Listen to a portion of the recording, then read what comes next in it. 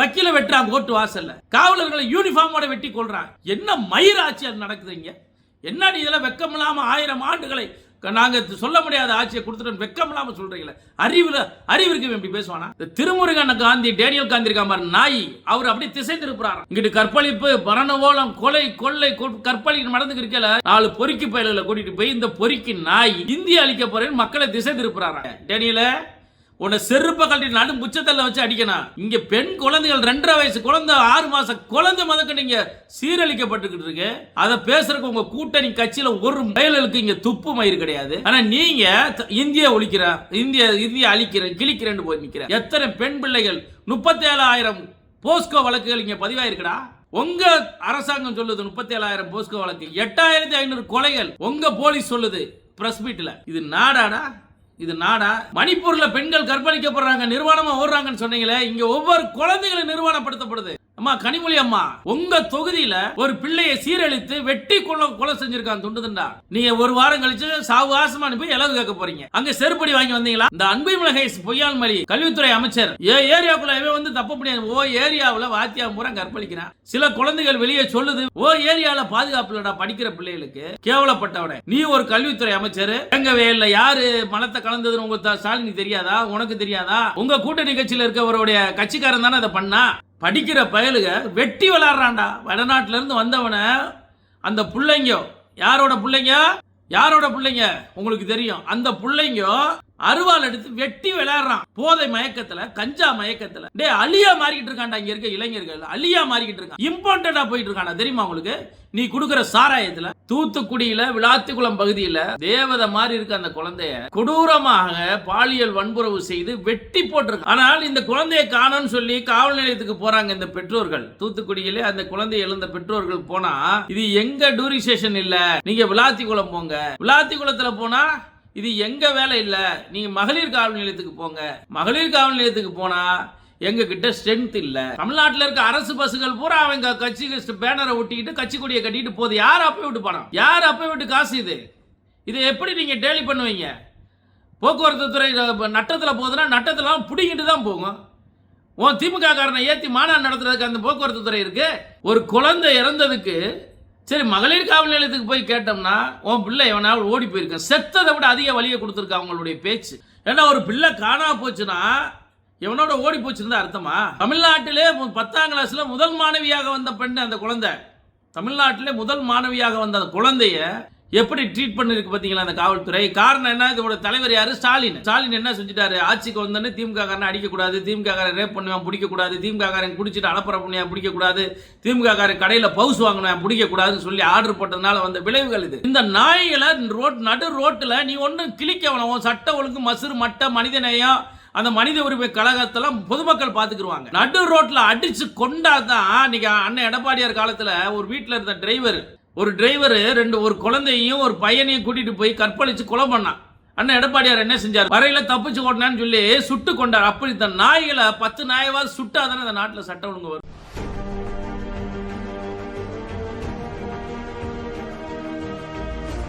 எல்லோருக்கும் வணக்கம். நான் திருமாரஞ்சி பேசுறேன். பேய்கள் அரசாண்டால் பிணம் தின்னும் சாஸ்திரம்னு சொல்லுவாங்க. இந்த நாட்டில் மனநோயாளி பேய்கள் தான் இந்த நாட்டில் அரசாண்டுக்கிட்டு இருக்காங்க. எங்கே பார்த்தாலும் மரண ஓலம், எங்கே பார்த்தாலும் மரண ஓலம், அழுகையின் குரல், கொலை, கொள்ளை, கற்பழிப்பு. இந்த ஆட்சியை கொடுத்து கொண்டிருக்கக்கூடிய மனநலம் பாதிக்கப்பட்ட தமிழக முதல்வர் திரு ஸ்டாலின் அவர்கள் 1000 ஆண்டுகளில் கொடுக்க முடியாத ஆட்சியை நான் 5 ஆண்டு காலத்திலே கொடுத்து விட்டோம் என்று சொல்லுகிறார். இது சுயநினைவோடு இருக்கக்கூடியவர்கள் யாரும் இதை ஏற்க மாட்டார்கள், யாரும் பேசவும் மாட்டார்கள். ஆனால் திரு ஸ்டாலின் அவர்கள் பேசுகிறார் என்று சொன்னால் வெளி உலகத்தில் என்ன நடக்கிறதே என்று தெரியாமல் அந்த புறத்தில் வாழக்கூடிய மன்னரை போல வாழ்ந்து கொண்டிருக்கிறார். பெண்களுக்கு எந்த கொம்பனாலும் குறை சொல்ல முடியாத பாதுகாப்பை வழங்கி கொண்டிருக்கிறேன் என்று சொல்லி திரு ஸ்டாலின் அவர்கள் சொல்றார். அப்போ அவர் இன்னசென்ட்னு வச்சுக்கிறதா, இல்லை மனநோயாளி, இல்லை மனநலம் பாதிக்கப்பட்டவர்னு வச்சுக்கிறதான்னு தெரியல. தொடர்ந்து பெண் பிள்ளைகள் இந்த நாட்டிலே வாழ முடியாத தகுதியற்ற நாடாக தமிழ்நாடு மாறிடுச்சு. தகுதியற்ற நாடாக மாறிடுச்சு. 2.5 வயசு குழந்தையிலிருந்து 70 வயது முதியவர் வரைக்கும் இந்த பெண்களுக்கு பாதுகாப்பு இல்லை. மகாத்மா காந்தி என்ன சொன்னார்? இரவில் ஒரு பெண் 12 மணிக்கு நடந்து போகையில் எந்த பிரச்சனையும் நடந்து போகிறாள், அன்றைக்கு தான் இந்த நாட்டினுடைய முழுமையான சுதந்திரம்னு சொன்னார். ஆனால் இங்கே விளையாட முடியல, குழந்தைகள் விளையாட முடியல. கிருஷ்ணகிரியில் 2.5 வயசு குருத்து, அது குழந்தை கூட இல்லை, குருத்து. அது அந்த குருத்தை பாலியல் வன்முறை செஞ்சு கொண்டிருக்கான் ஒரு திமுக காரன், ஒரு ஒன்றிய செயலாளர் கிருஷ்ணகிரியில். திருப்பூரில் ஒரு குழந்தைக்கு ஐஸை வாங்கி கொடுத்து அந்த குழந்தை ரத்தத்தோடு அழுதுட்டு ஓடி வருது. ரத்தத்தோடு அழுது வருது, 3 வயது குழந்தை. அந்த குழந்தை ரத்தத்தோடு ஓடி வருது. அவங்க அப்பா என்னன்னு கேட்குறாங்க. இவனை கையை காட்டுது. அவனை ஊர் மக்கள் பிடிச்சி கையில் எங்ககிட்ட ஒப்படைங்கன்னு சொல்கிறாங்க. ஆனால் இந்த காவல்துறை அவனை பாதுகாப்பாக கொண்டுட்டு போகுது. தினந்தோறும் குழந்தைகள் கற்பழிக்கப்படுறாங்க. தூத்துக்குடியில் விளாத்திக்குளம் பகுதியில் ஒரு அழகு தேவதை மாதிரி இருக்கு அந்த குழந்தை. தேவதை மாதிரி இருக்கு அந்த குழந்தைய கொடூரமாக பாலியல் வன்புறவு செய்து வெட்டி போட்டிருக்கான். வெட்டி துண்டு துண்டாக வெட்டி போட்டிருக்கான். ஆனால் இந்த குழந்தையை காணோன்னு சொல்லி காவல் நிலையத்துக்கு போகிறாங்க இந்த பெற்றோர்கள். தூத்துக்குடியிலே அந்த குழந்தையை எழுந்த பெற்றோர்கள் போனால், இது எங்கள் டூரிசேஷன் இல்லை, நீங்கள் விளாத்திக்குளம் போங்க. விளாத்திக்குளத்தில் போனால் இது எங்கள் வேலை இல்லை, நீங்கள் மகளிர் காவல் நிலையத்துக்கு போங்க. மகளிர் காவல் நிலையத்துக்கு போனால் எங்ககிட்ட ஸ்ட்ரென்த் இல்லை. எப்படி?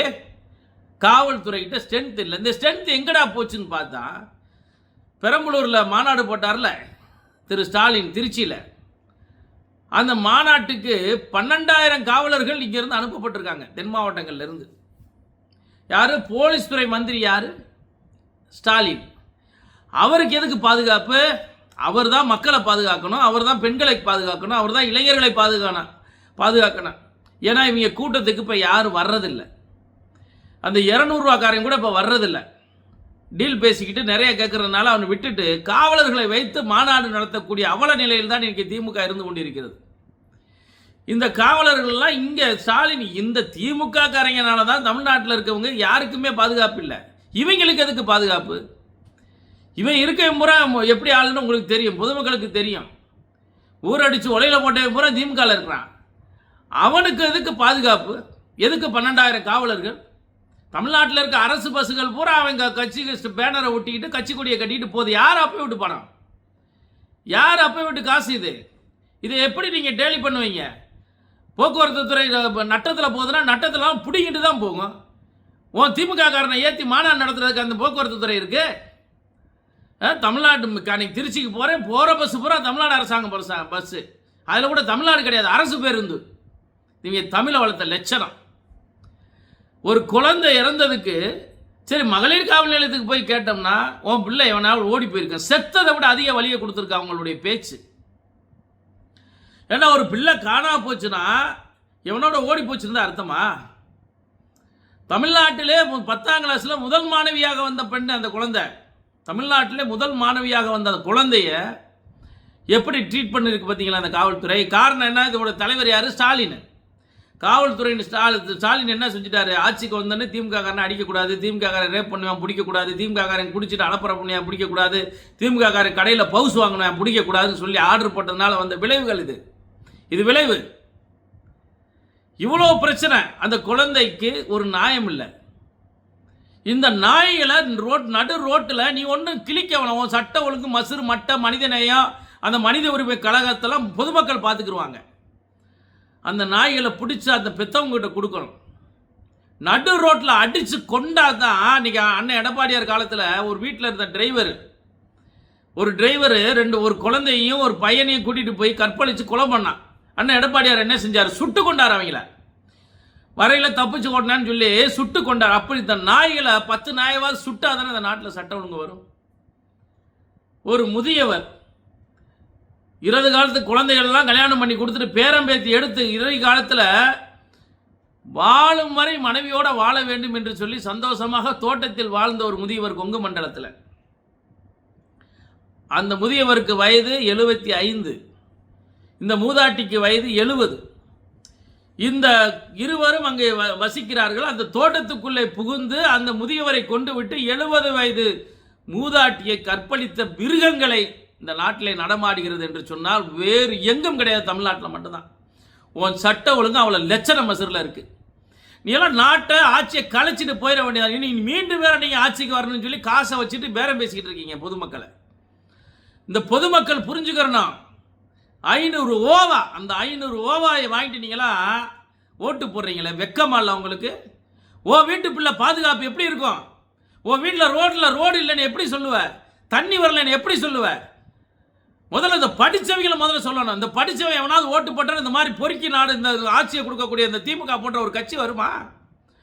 படித்தவன் பூரா வீட்டுக்குள்ளே உட்காந்துட்டு வியாக்கியானம் பேசுறது. ஒரு நாள் லீவு கிடச்சிருச்சு, பிள்ளை குட்டியோட படுப்பான், போய் எல்லாரும் உட்காந்து டிவி பார்ப்பான், சந்தோஷமாக இருப்பான். எவன் ஓட்டு போட்டு என்ன வந்து போட்டு வியாக்கியான மசூர் பேசுறதுனால தான்டா இன்னைக்கு இந்த மாதிரி கூலிக்கு மாரடிக்கிற கூட்டம் ஓட்டு போட்டு இந்த மாதிரி திமுக போன்ற கட்சிகள்லாம் வருது. நீங்கள் என்னைக்கு படித்தவன் என்னைக்கு ஓட்டு போட வெளியே வரையோ, நடுத்தர மக்கள் என்னைக்கு லீவு கிடைச்சா போதும் தூங்குவோன்னு சொல்லி தூங்காமல் ஓட்டு போட என்னைக்கு வர்றீங்களோ அன்னைக்கு இது போன்ற நச்சு சக்தியெல்லாம் அந்த நாட்டை ஆள வராது. எல்லாம் நல்லாட்சி கொடுக்கக்கூடியவங்களுக்கு ஓட்டு போடணும்னு நினைக்கணும். முதல்ல யாரும் ஓட்டு போடவே வர்றதில்லை. 50%, 60% தாண்ட மாட்டுது.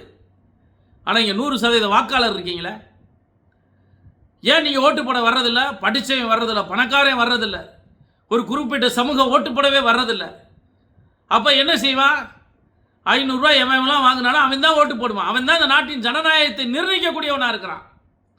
பொதுநலமாக வாழக்கூடிய எவனுமே இந்த நாட்டில் ஓட்டு போடாதனால விளைவு தாண்டா இந்த மாதிரி திமுக போன்ற நச்சு சக்தி எல்லாம் வந்துட்டு இருக்கு.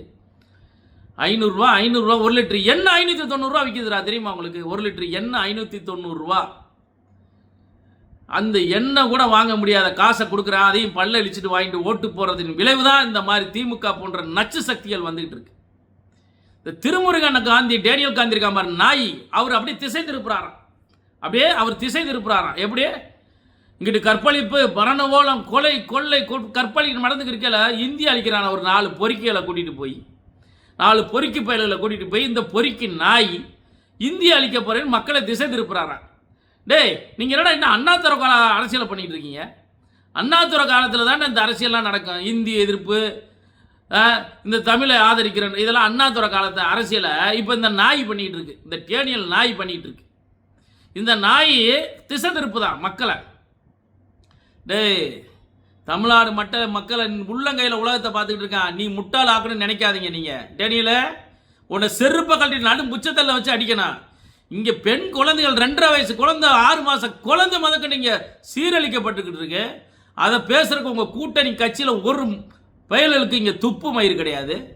ஆனால் நீங்கள் இந்தியா இந்தியா கிழிக்கிறேன்னு போய் நிற்கிற இது கூட்டணி கட்சியில் இருக்காம பாருங்க. வாயில் பிளாஸ்டரை போட்டு உட்காந்து ஒட்டியிருக்காம பாருங்க. சாத்தான்குளம் பிரச்சனை எவ்வளோ தூரம் பெருசாக்குனீங்க நீங்கள்.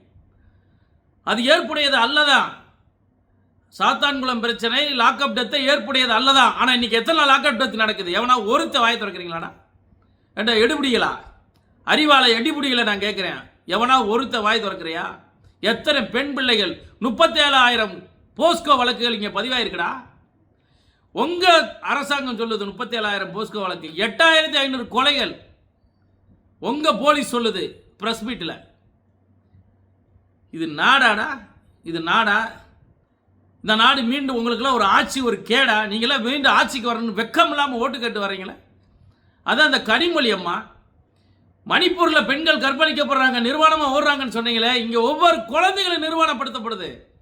அம்மா கனிமொழி அம்மா, உங்கள் தொகுதியில் ஒரு பிள்ளையை சீரழித்து வெட்டி கொலை செஞ்சுருக்கான் துண்டுதுண்டா. நீங்கள் ஒரு வாரம் கழித்து சாவகாசமாக அனுப்பி இலவு கேட்க போகிறீங்க. அங்கே செருப்படி வாங்கி வந்தீங்களா? என்னடா நடக்குது இந்த நாட்டில்? ஏன்னா கேட்குறதுக்கு ஒரு நாள் சரி இன்னைக்கு முடிஞ்சிடும் பார்த்தா இது ஒரு தொடர் கழுதியால் இருக்குது. மற்ற மாநிலத்துக்காரன் தமிழ்நாட்டை பார்த்து அருவருப்பாக பார்க்குறான்டா.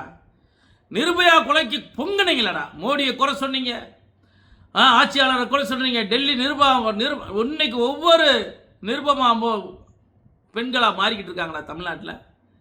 எத்தனை குழந்தைகள் இன்னைக்கு அப்படி ஆகிட்டு இருக்கு? அந்த கேப்பாரற்ற நாடாக, பிணந்தின்னும் நாடாக, ஒழுக்கம் இல்லாத நாடாக. உலகத்தின் குரு இந்தியா, உலகத்தின் குருடா இந்தியா. தமிழகம் ஒரு சொர்க்க பூமிடா. இந்த சொர்க்க பூமியில் இருக்க மலைகளை வெட்டி அழிச்சிட்டீங்க.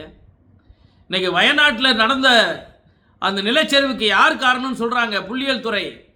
கன்னியாகுமரியிலையும் திருநெல்வேலியிலையும் வெட்டி எடுத்த குவாரியின் விளைவு தாண்டா மேற்கு தொடர்ச்சியை மட்டை இழுத்துனா புவியீர்ப்பு இசையினால வயநாடு இன்னைக்கு தண்ணிக்குள்ளே மலையில் நிலச்சரிவு ஏற்பட்டு லட்சக்கணக்கான பேர் செத்தானேடா.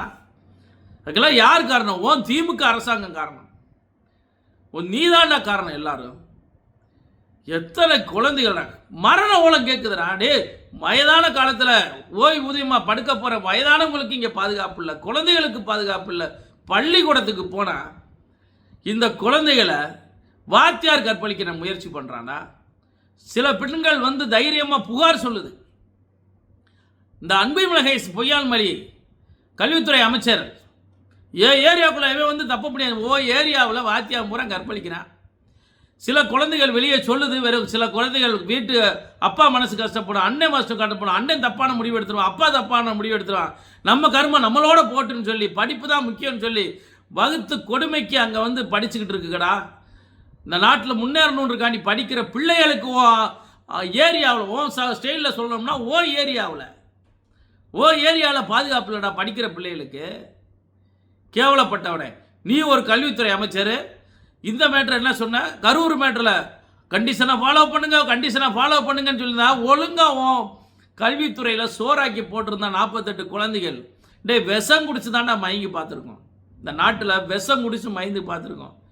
ஆனால் உன் சோத்தை தின்னுட்டு 48 குழந்தைகள் இன்னைக்கு வந்து ஆஸ்பத்திரியில் இருக்கேடா. 48 குழந்தைகள் இன்னைக்கு ஆஸ்பத்திரியில் இருக்குது. உன் சோத்தை தின்னுட்டு வெக்கம் இல்லாமல் நீங்களும் ஒரு ஆட்சி ஆள்றோம், நீங்களும் நாங்கள் மத்திய உணவு போடுறோம், சத்து உணவு போடுறோன்னு வெக்கம் இல்லாமல் சொல்கிறீங்க. வெக்கமா இல்லை உங்களுக்குலாம்? இப்படி ஒரு ஆட்சி அதிகாரம் உங்களுக்குலாம் தேவையா? உங்கள் ஆட்சி அதிகாரம் தேவையான்னு கேட்குறேன். ஏரியாவில் இவ்வளோ கொடுமைகள் நடக்குது, இவ்வளோ இது நடக்குது. நீ என்ன இது வரைக்கும் கேட்டிருக்க? இது வரைக்கும் பேட்டி கொடுத்துருக்கியா? எல்லாம் பிளாஸ்டரை போட்டு ஒட்டி உட்காந்துருக்கீடா. வேங்கவே இல்லை. யார் மலத்தை கலந்ததுன்னு உங்கள் ஸ்டாலினுக்கு தெரியாதா? உனக்கு தெரியாதா? உங்கள் போலீஸ் மந்திரிக்கு ஸ்டாலினுக்கு தெரியாதா? வேங்கவே இல்லை எவன் மலத்தை கலந்தாண்டு? உங்கள் கூட்டணி கட்சியில் இருக்கவருடைய கட்சிக்காரன் தானே அதை பண்ணா. அது போலீஸ் துறையில் ரிப்போர்ட் சப்மிட் பண்ணி ஏன் நீ அவனை கைது பண்ண விடலை? இதுதான் உங்கள் சமூக நீதி.